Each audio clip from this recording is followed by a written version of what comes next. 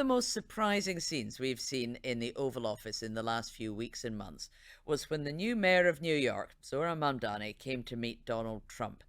These are two men who have been trading insults for weeks during the election campaign for the New York mayor. And now suddenly they're all smiles, handshakes, warm body language, looking like the best of friends.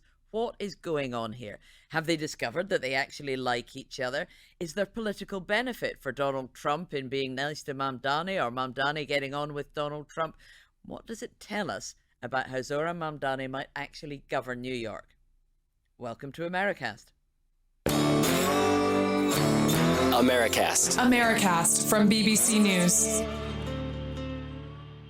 Hello, it's Sarah here in the BBC's Washington Bureau. And it's Anthony, right next to Sarah here in Washington. And Anthony, we've got a guest with us today, which is really good news. I'm really intrigued to speak to him because it's a political reporter called Nick Ryman. He's their Albany bureau chief, which means he's an expert in New York State politics, not just what happens in New York City. And we're going to be talking to him shortly to talk about what's at stake for Zohran Mamdani, the new mayor of New York, well, will be the mayor on the 1st of January, and what the coming year is going to be like for him. But let's remind everybody, I mean, I'm sure our Americasters do remember the rather dramatic win Mandani had on the 4th of November when he became the mayor of New York. But what was almost as surprising as that was the meeting he had with Donald Trump in the Oval Office.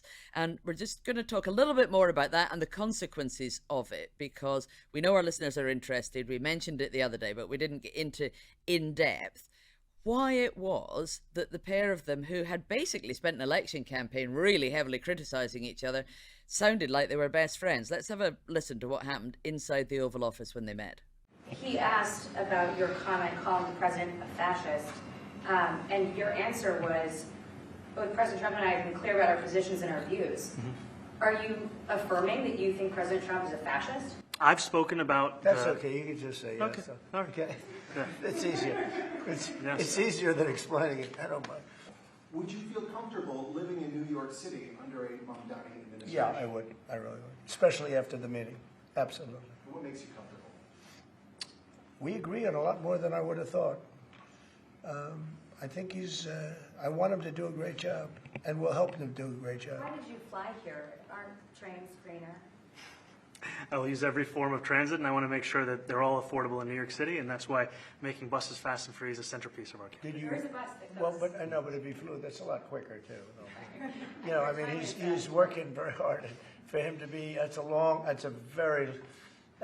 very long drive. I'll stick up for you. You know, the plane takes you 30 minutes, and driving takes you a And long Mr. time. President, I was wondering if you could clear up. New York City loved President Trump.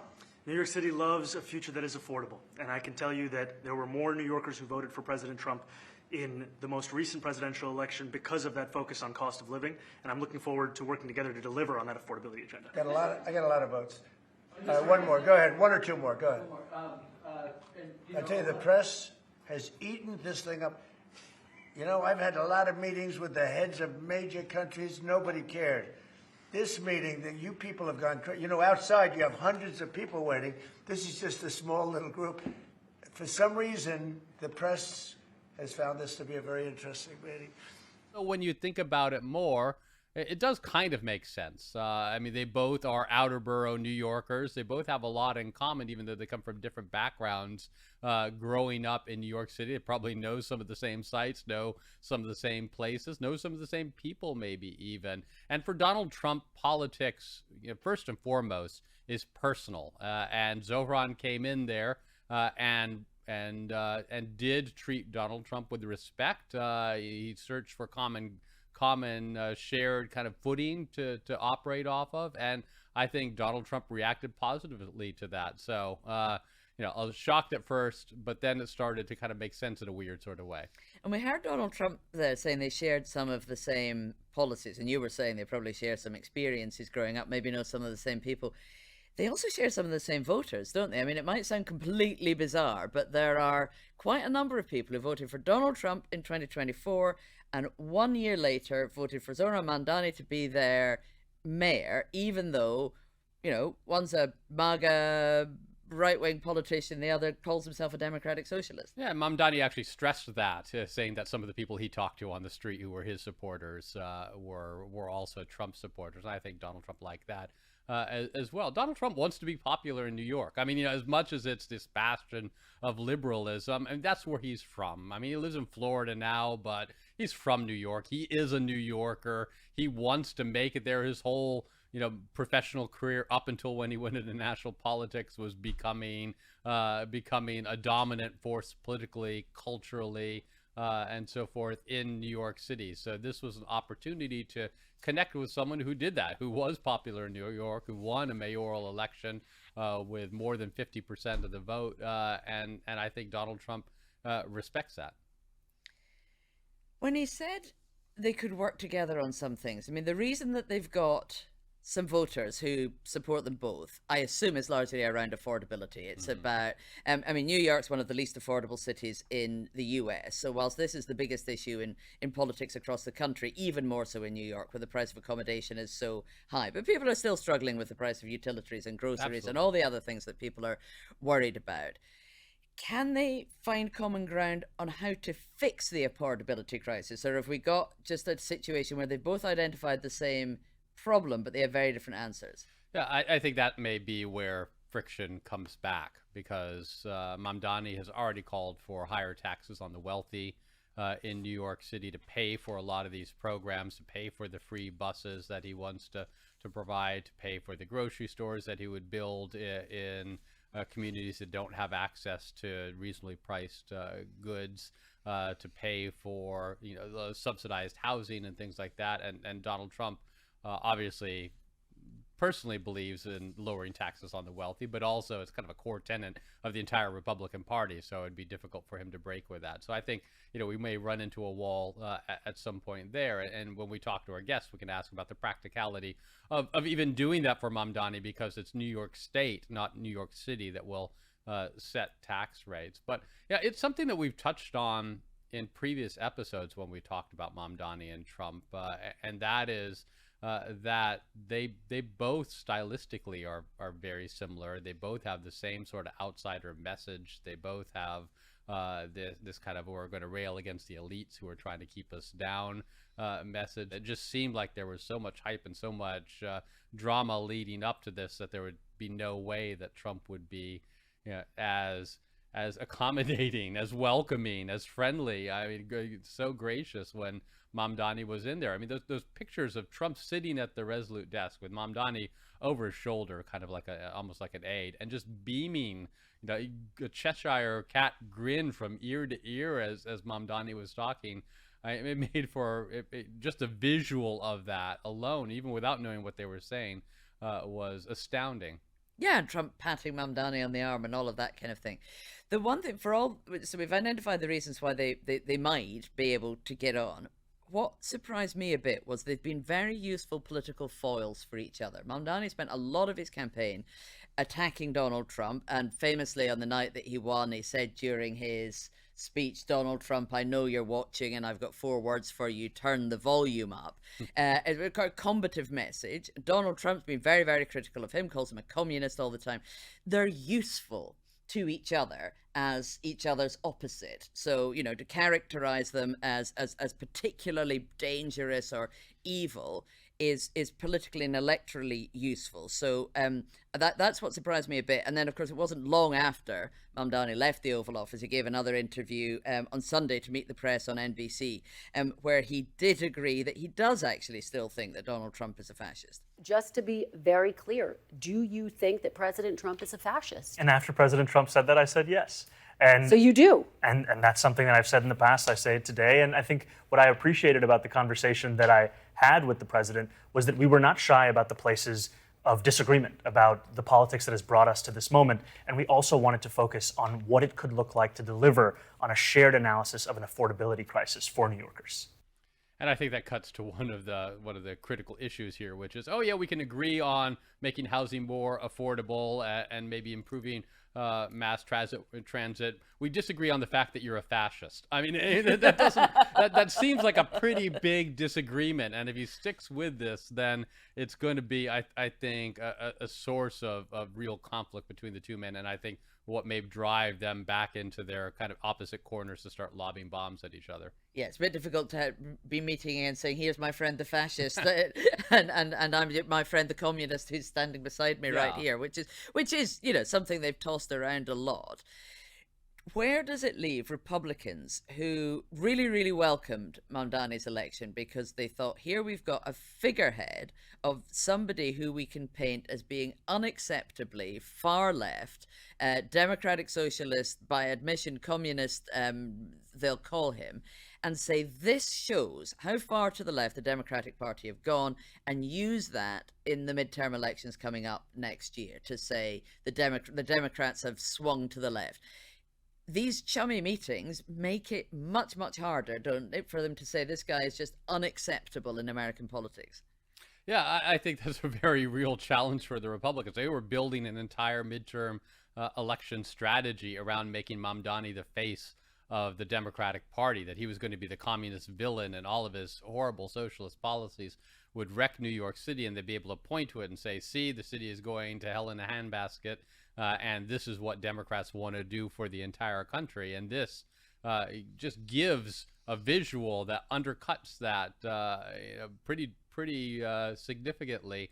Elise Stefanik, the House Republican from New York who's running for governor against Kathy Hochul, the incumbent Democrat, she had been building up her campaign to try to link Hochul to Mamdani. Hochul had endorsed Mamdani shortly before the election, one of the few real prominent New York Democrats to do so, and she was going to make her pay a political price for that. And there were some indications even that, you know, that might have been a useful traction. There were, as we've discussed, in the aftermath of those November elections, that there New York suburbs, Long Island, some of those elections actually went better for Republicans, and it may have been because of the perceived threat of Mamdani. But now, if Mamdani and Trump are best friends, I mean, where do you go from there?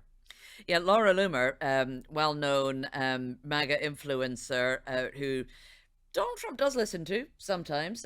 She's had some influence on the White House. She posted on X that it was wild to allow a jihadist communist to stand behind the president's desk in the Oval Office, and that it was sad to see. She doesn't think it's helpful. There's a lot of challenges ahead for Mandani, who made big promises. Not all of them it's within his power to fulfill either. He's going to have to work with the governor over how they're going to raise funds to pay for some of the things like the fast and free buses that he promised. How much does he need the president? He had threatened to withhold federal funds from New York if Mamdani was elected, and he could always go back to threatening that. Are they necessary? Is that a huge part of New York finances? Does it matter? Well, I think the relations with Albany, the New York state capital, and Hochul is going to be more important for what he wants. But yeah, Donald Trump could really hurt New York City if he wanted to put the squeeze on it. We already saw some signs of that in the run-up to November's election, where Trump had cut off funding temporarily to this transit tunnel between New Jersey and New York City that is really needed. There's other government funds that are coming in for other projects in New York City that Trump could make very difficult to obtain, and that would cause very real problems for Mamdani. So it's not you don't necessarily need Trump as an ally, but you would hate to have him as an enemy who is really working against everything you're trying to do. And there's a threat also of him sending the National Guard into New York, as he has in Washington, Los Angeles, Chicago, other cities now. They've been received differently in different places, especially when they've been backing up immigration raids. I do wonder, given some of what you saw happening in Chicago, whether it wouldn't actually be helpful for Mamdani. I'm sure he doesn't want the National Guard in there, but in New York, of all places, that's unlikely to endear people to the Republicans, is it? Yeah, it may come with a price and certainly lead to unexpected consequences. But I don't think it would.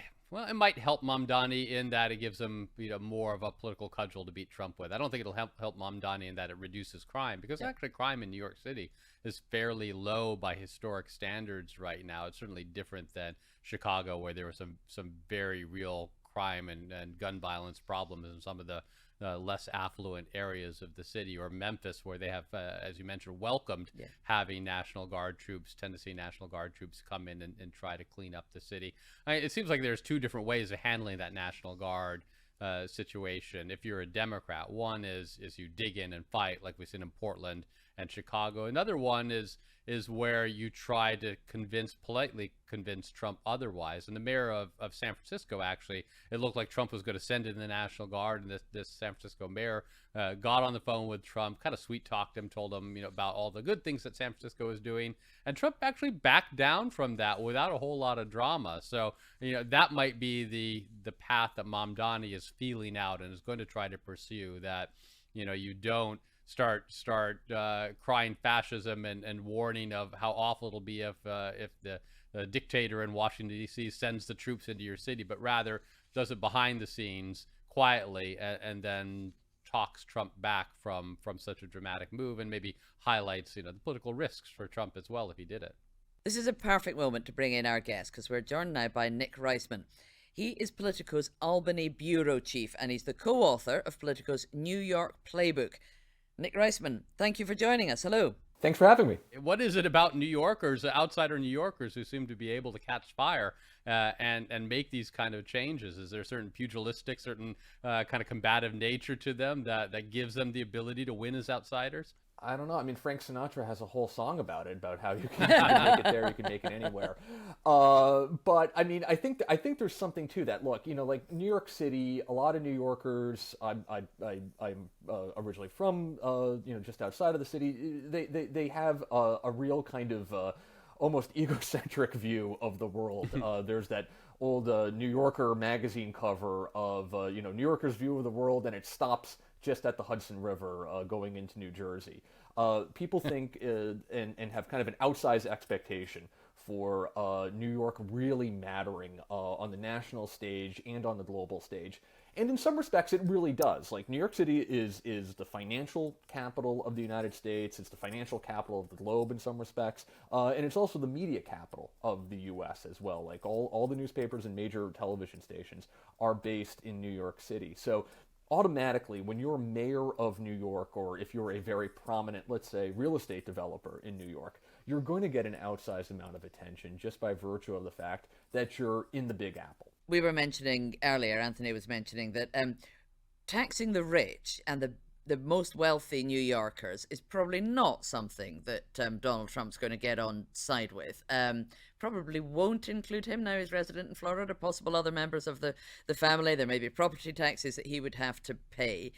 Once Mamdani starts actually trying to implement his agenda, is there any possibility that this bromance can carry on, or do you think they're going to fall out? Well, it's also important to keep in mind here that the words mercurial, temperamental, they apply to Donald Trump. And in some respects, I was talking to a few New York Republicans in the aftermath of this meeting, and they were telling me, look, Donald Trump may very well wake up tomorrow morning and decide to put on Truth Social how Zohran Mamdani is a loser and a communist, because he saw Mamdani say something mean about him on TV and he reacted, and all of this is over. So this may very well be something of a snapshot in time. All of that said, though, Trump and Mandani do have a shared outlook on economic populism.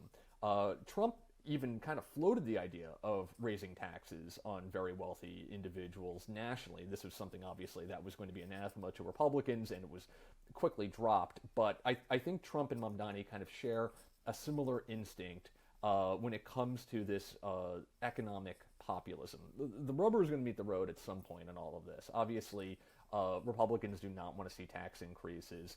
Mamdani knows that it is actually quite popular in New York City and New York State, for that matter, to raise taxes on rich people and very large corporations.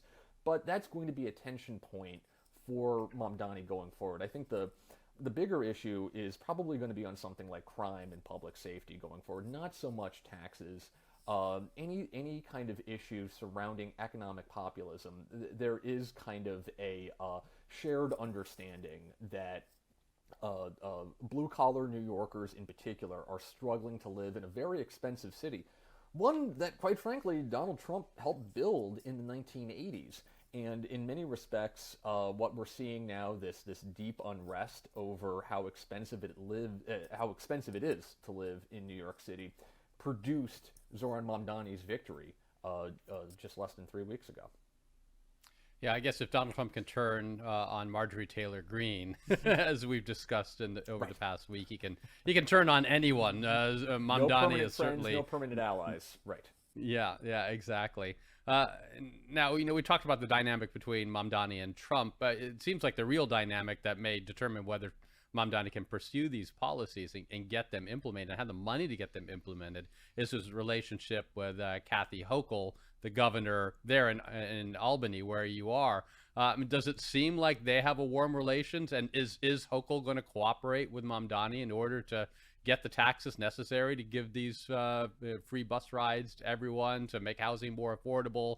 All of these programs that he's promising, the child care for all New Yorkers from the age of 1 to 3 or something like that. That's right. I mean, first of all, you have to remember that Kathy Hochul is going to be facing her own election next November. So over the next 11 months or so, every decision that she makes is going to be kind of seen through the prism of her running for a second full term. She has forged something of a good working relationship so far with Zohran Mamdani. She's been advising him on who to pick for his incoming administration. She's not from New York City. She's from well outside of New York City in the city of Buffalo, which is closer to Canada than it is to where I'm sitting right now. But she is kind of this staid, low-key, not a particularly flashy politician. She comes from kind of the moderate wing of the Democratic Party compared to where Zohran Mamdani is on the political spectrum. But Hochul is someone who has tried to burnish this reputation of being someone who can work with anybody. She has actually kind of formed a surprisingly good, if not quiet, working relationship with Trump. She's had several White House meetings with the president, and she speaks with him frequently, even though they are diametrically opposed on most issues themselves. A lot of this is kind of based off of making sure that he keeps the National Guard out of New York City, which so far she has been able to do. So she's kind of going to be at the middle and in between both the president, who is shown some real interest, quite frankly, in meddling in New York City's affairs over the last year, and also this untested, inexperienced, brand new mayor of New York City, who's 34 years old, with very little executive experience whatsoever managing this big bureaucracy. So she's going to have to be straddling all of this stuff as she's also running for re-election. You asked about taxes. The tax question is going to be a major one for her. She has previously said that she doesn't want to see any taxes go up, especially on rich people, especially on these corporations. But in the last couple of weeks since Mamdani's election, she has started to hedge a little bit. And she said, well, there's a lot of uncertainty coming from the federal government. We just don't know what Congress is going to do next year that could wind up financially harming New York State and New York City. So she has kind of played her cards a little close to the vest there. It makes me think that at very least when she submits her budget proposal in the next 4 weeks or so, that we'll probably see some tax increase proposals in there. Again, it's politically popular to do, and Mamdani obviously has a lot of the wind at his back too. So that's a very long way of saying I think Hochul is going to try and work with Mamdani where she can. She needs Mamdani voters when she is running next year, and she's going to have to kind of thread this very delicate political needle. Right, and the short way to say it is without more taxes, there's just no money to fund any of this stuff that Mamdani's talking about. Right. I mean, they have a shared vision, I think, on universal child care. That's the one area where they probably will agree the most. It's probably the most doable.